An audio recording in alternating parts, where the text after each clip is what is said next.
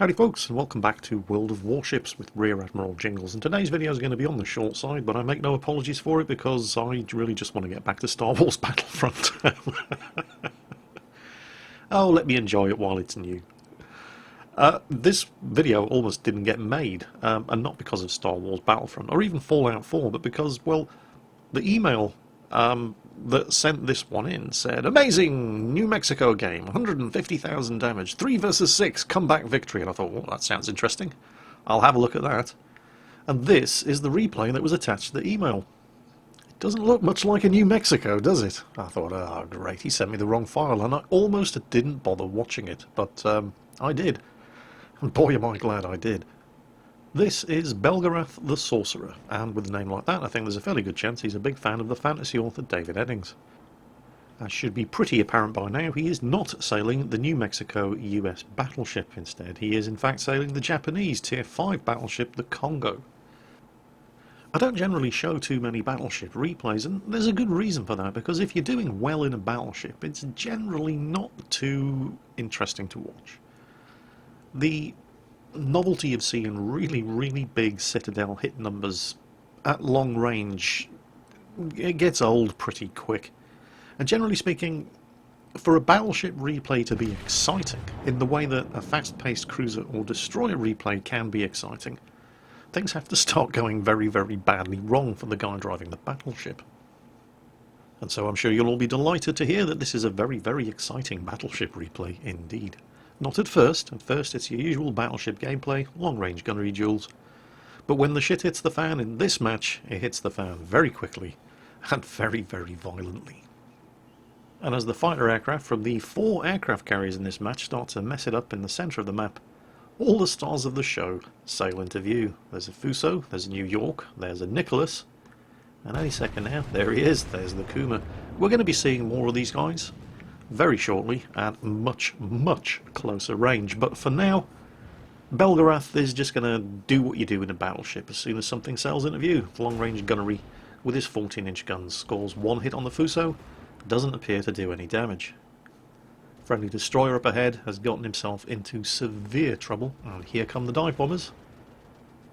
He's well escorted by cruisers here, but none of them are tier 6, so they don't have that defensive fire cooldown. Nevertheless, there is a lot of firepower, and the bombs all miss, which is nice.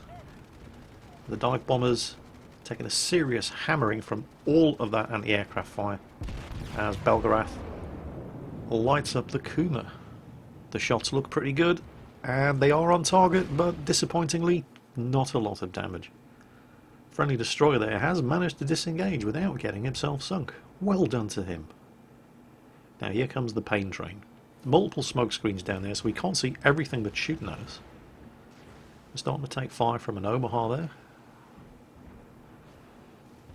Yeah.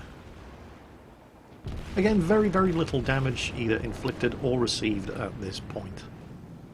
His shots are a little short, but again he does score a reasonable hit on the Omaha.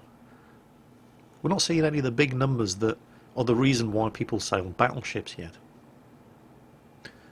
Gnevny, up ahead, taking advantage of the smoke screen, putting his guns to work, and we're going to be seeing more of him later as well.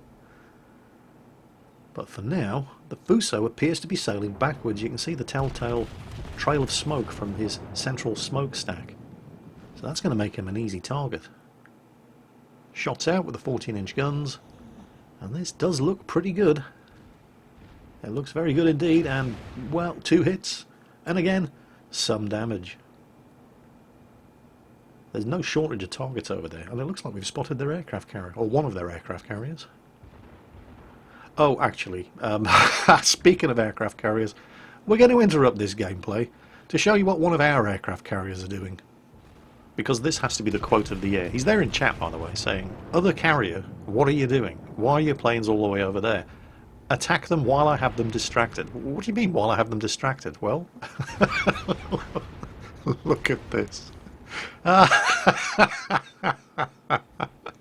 Leading the charge, secondary gun batteries blazing at a whole mess of enemy destroyers, cruisers and battleships. Does this guy know something about aircraft carriers that nobody else does? And he's calling the other carrier on his team a fool. I'm genuinely at a loss to figure out what the hell he thinks he's doing here. I mean, I don't know, maybe he got confused and thought he was in a destroyer. Hey, it's possible. Anyway, back to Belgarath the Sorcerer. I think the replay got a little bit confused here because it shows him targeting the Nicholas and firing high explosive, but no, he's actually still shooting at the Fuso, and he's definitely not firing high explosive, because you don't do 12,000 damage with a Citadel penetration on a Fuso class battleship with HE. This is a replay bug. He is actually targeting the Fuso, and he's firing armor piercing, and yes, he scored a Citadel penetration and done a lot of damage to that guy. But now he's got his sights set on this low health Omaha. One decent hit with armor piercing is going to be enough to take this guy out. And it does look pretty good. These do seem to be on target. Bang! Lovely strike amidships, and there's his first kill with more Citadel penetrations on a very low... Seems like a bit of a waste, really, doesn't it? When the game gives you a Citadel penetration against a target on on that amount of low health.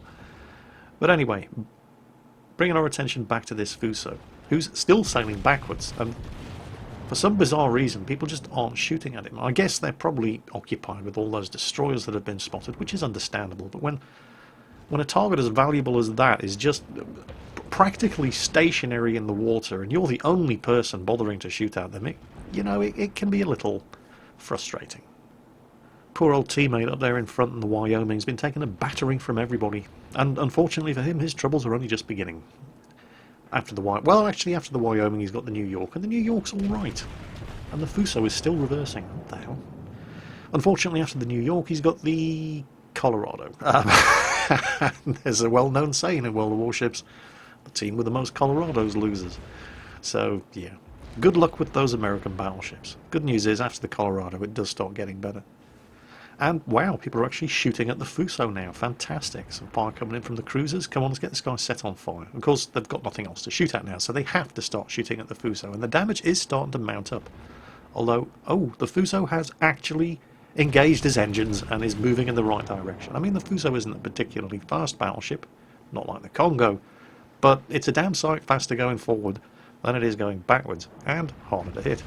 Although Belgarath doesn't appear to have any problems hitting this guy consistently over and over and over. And he's not getting, well, he's got one Citadel penetration on him, but aside from that he's not really getting the big numbers, but it is consistent damage, and it's starting to mount up, and this guy's had to burn a couple of repair party consumables. But now with the Wyoming put out of his misery, the Fuso is turning his attention to Belgarath. And Belgarath does have a lot more health than the Fuso, and the Fuso's initial barrage drops very, very short. But he does have a lot more guns than Belgarath's Congo. And they may be the same caliber, but, well, more of them. And they're more accurate. So he's got to make a decision here, and I think he makes the right one. If he carried on sailing on that course, he would have come under a crossfire from the Fuso over there, and the New York and Kuma on the other side of that island. So rather than do that, he makes the decision to delay the inevitable by putting this island between himself and the Fuso, which means he's going to have to deal with the New York and a Kuma at very, very close range. And the Kuma has torpedoes. And this is where things start to get very, very interesting indeed. Now, he's not completely alone here. He is accompanied by a Gnevny class Tier 5 Soviet destroyer, but the Gnevny is going to prove to be as much of a liability as an asset. And these two battleships start blazing away at each other with all of their guns and their secondaries at point blank range. And this is where he gets a little bit of unwelcome news, because yes, there's also a Nicholas Tier 5 destroyer back there at a range of less than 5.4 kilometers, who, as well as the Kuma, is lighting him up with a high explosive, and this is what's setting him on fire. And his secondaries continue blazing away at this New York as the Kuma comes around the island, and you know there are going to be torpedoes in the water any second now. So he starts turning in towards the Kuma in an attempt to avoid these torpedoes, and yes, he does it. His secondaries start lighting the Kuma up on the port side.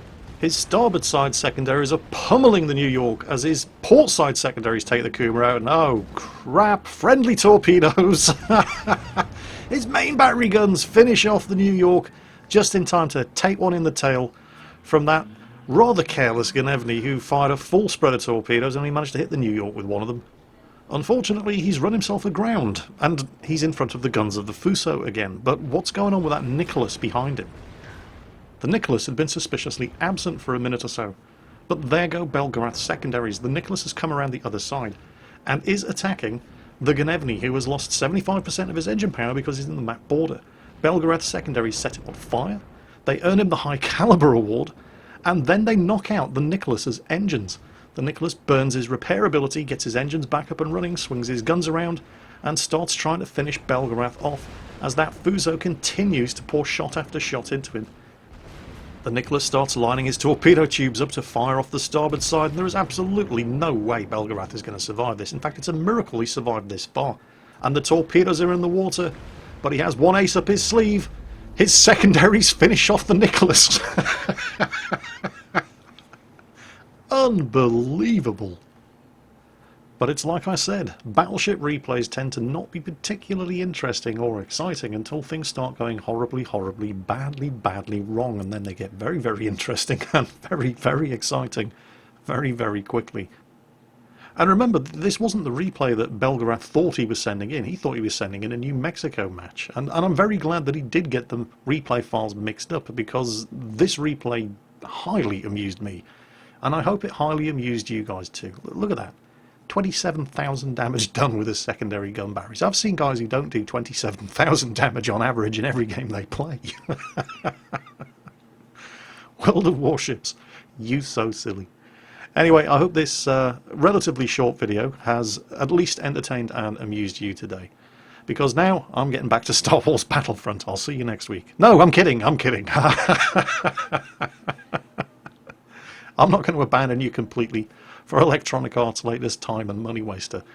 There will, of course, be a video tomorrow and the day after, as per normal. So that's it for today, folks. As always, take care, and I'll catch you next time.